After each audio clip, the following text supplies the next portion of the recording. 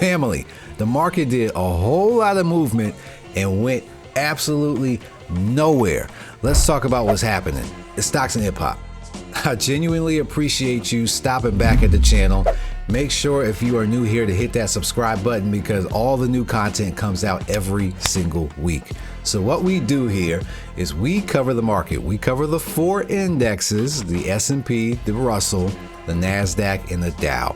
And we look for clues to see what is going to potentially happen next. And then we also talk about hip hop, my favorite things, all right? And this week's lyric comes from Jay-Z. We went all the way back to Reasonable Doubt off the Can I Live track where Jay-Z, he raps, "My squad and me have no respect for authority.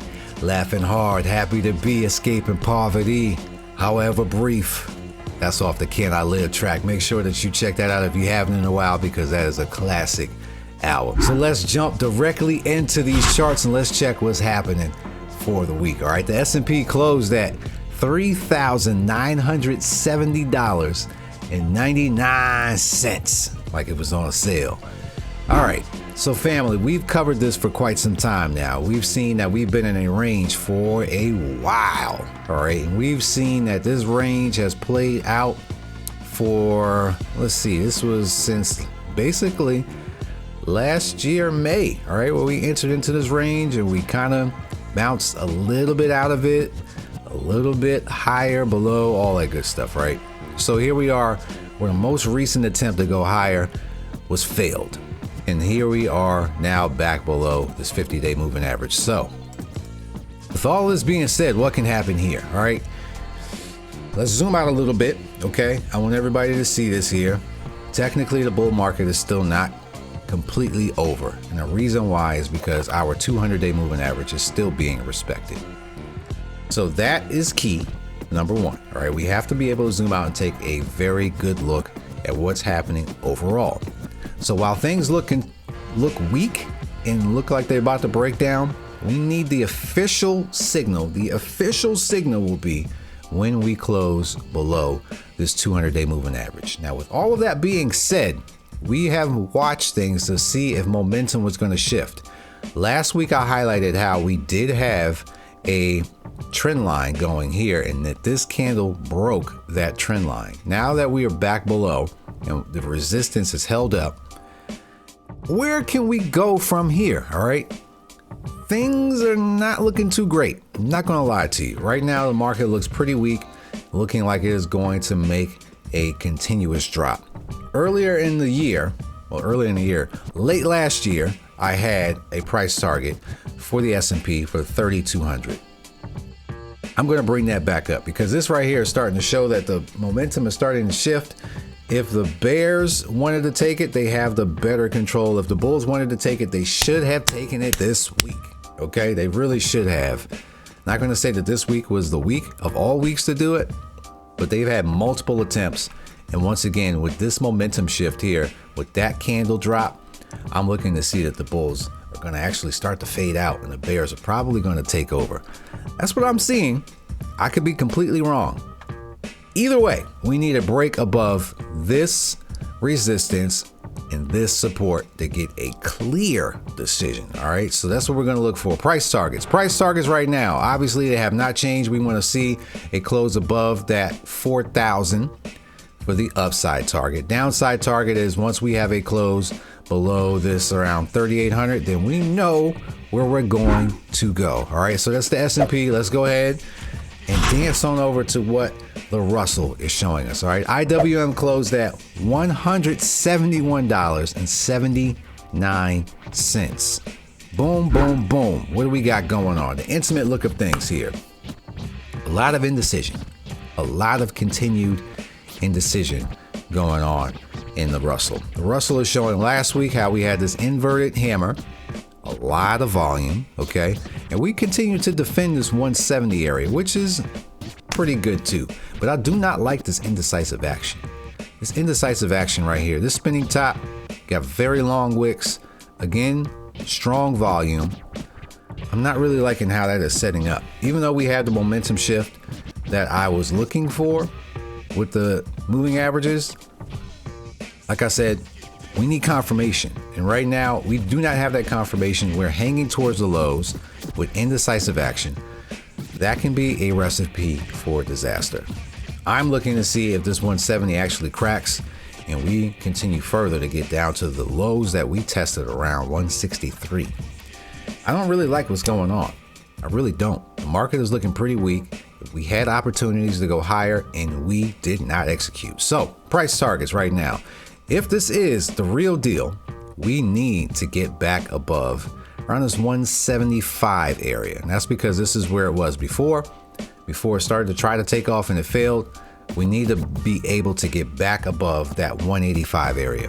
All right, that's the upside target. Downside target is, like I said, we're gonna probably try to attack those lows. All right, so that 166 to 163 area is the downside target. All right, so that is the Russell.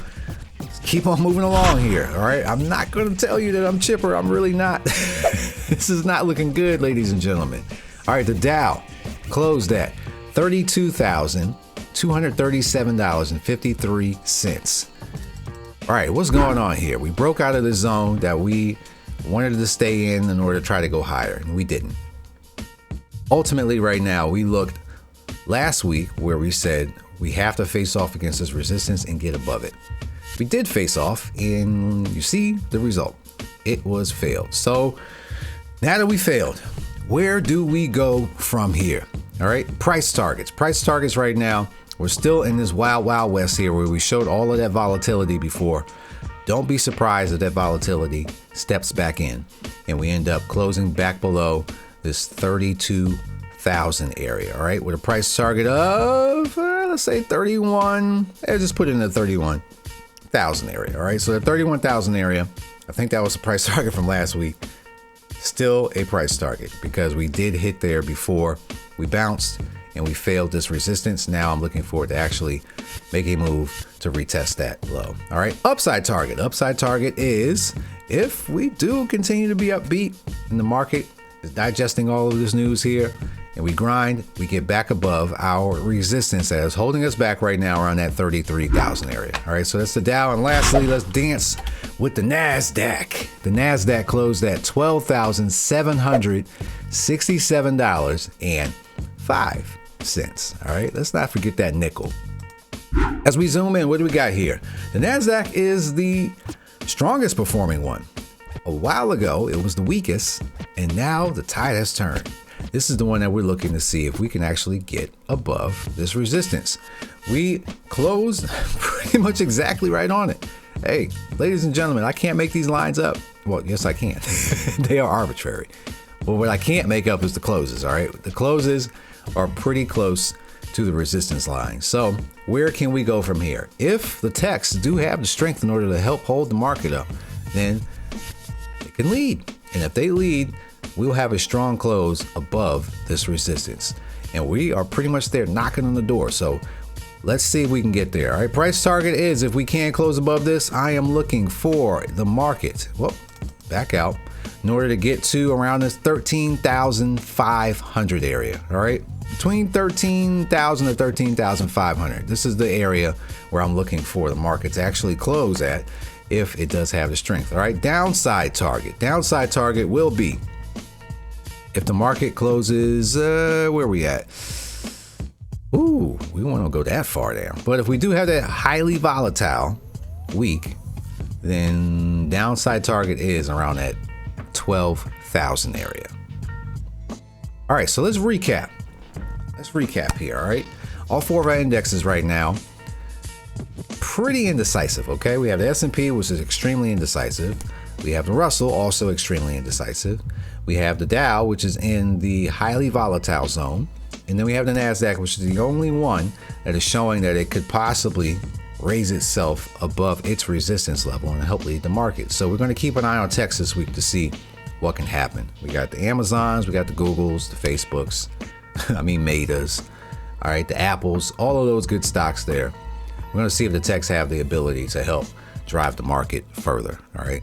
So let's talk about hip hop. All right. Hip hop, we had some pretty decent releases. All right. We had Nas and Hit Boy come out this past week.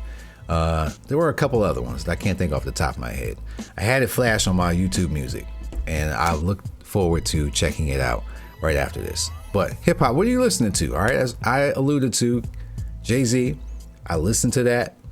Can I Live? I had to go back in time in order to figure out some things, and I like what I heard. So tell me what you're listening to. Drop that in the comments. That way I can listen to it and we can experience that joy. All right. Make sure you check out the podcast. That's both of them. That's Stocks and Bars and My Fellas Marathon Money. And enjoy yourself this weekend. All right. We got a nice one. We got spring break for us, for those of us with kids. Blah, blah. All right. Enjoy yourself with your kids this coming week. Spend time with everybody that you love. Make sure you drink your water, get your exercise, because all of these things matter for your health. Health is wealth. All right. And I will catch you next week. Peace.